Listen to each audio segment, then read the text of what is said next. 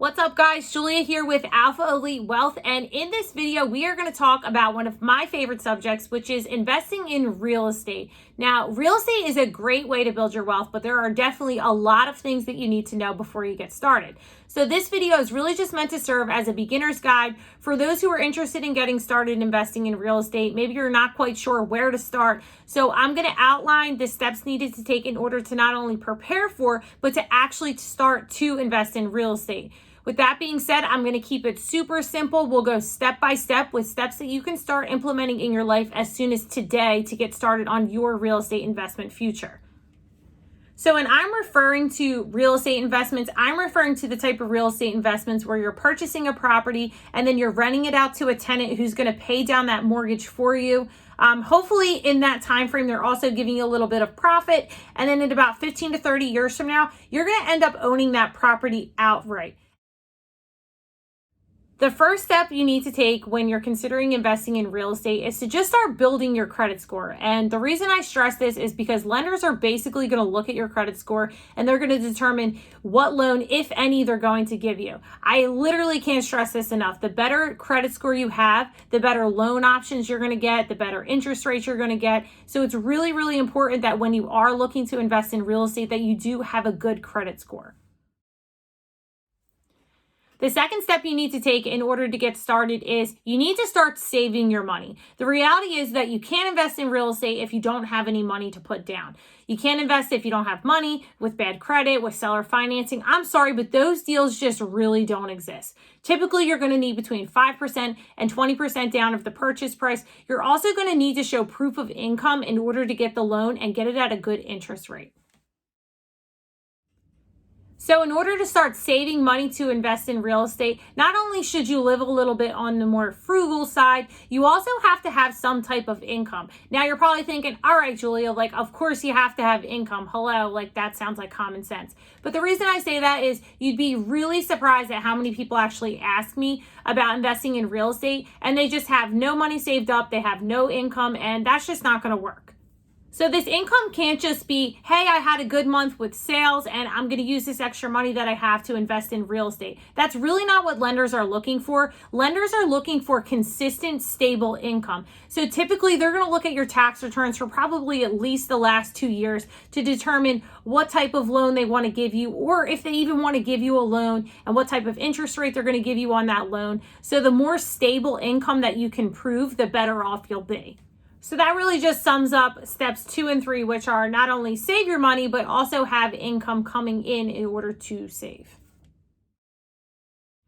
The fourth thing that you need to do is go and get pre-qualified by a lender. And the reason I say this prior to going to look at properties is you need to know what you can actually afford. It's going to save you a lot of time and frustration because what ends up happening is you go and look prior to getting pre-qualified. You don't actually know how much you're going to be approved for. You find a property that you love only to find out that you actually aren't approved for that much and you can't actually buy that property. So it ends up just being frustrating and disappointing. So you need to know what you're working with before you go out into the market so that you know you're shopping within the budget that you have and you're able to buy a property once you find a property. So shop within your budget, know what you're working with before you go out and start looking. During this pre-qualification process, don't just settle for the first lender. Go get pre-qualified by a bunch of different lenders.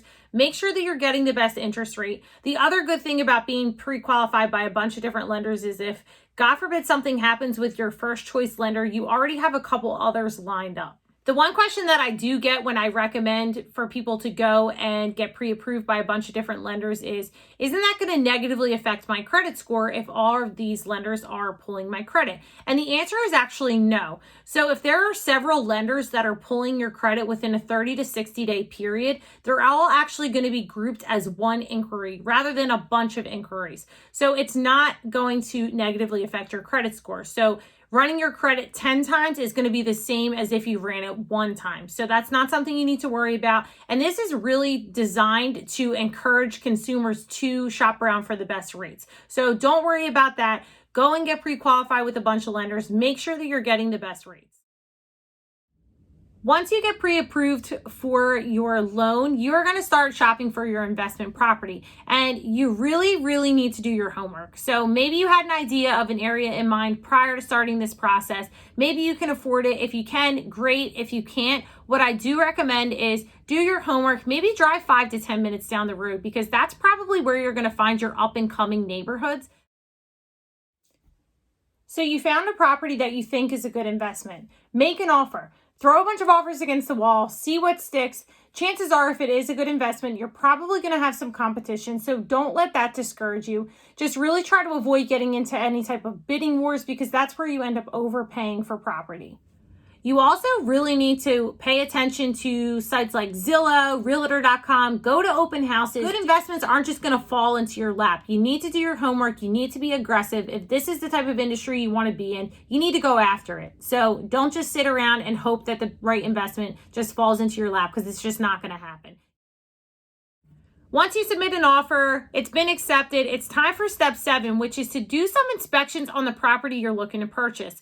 This is really important. You need to know if there's anything wrong with the home that you're looking to purchase, if there's any major issues, and if so, you need to know how much that's going to cost you. So do the inspections. You can even take it a step further. Have some contractors come in and give you some estimates. Typically, they'll do this for free because they want you to hire them for their work. So they'll give you some free estimates and give you an idea of how much all these repairs are going to cost you. That'll give you a better idea of how much this property is going to cost you overall, what your return on investment is going to be, and also what your property value is going to be when everything is all said and done.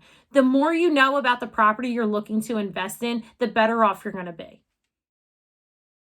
Step 8 is to actually close on your property. So while you're doing all these inspections, you're probably going to be in communication with your lender a lot. They're probably going to want some tax returns, bank statements, any credit reports. They'll probably be asking you for all kinds of information.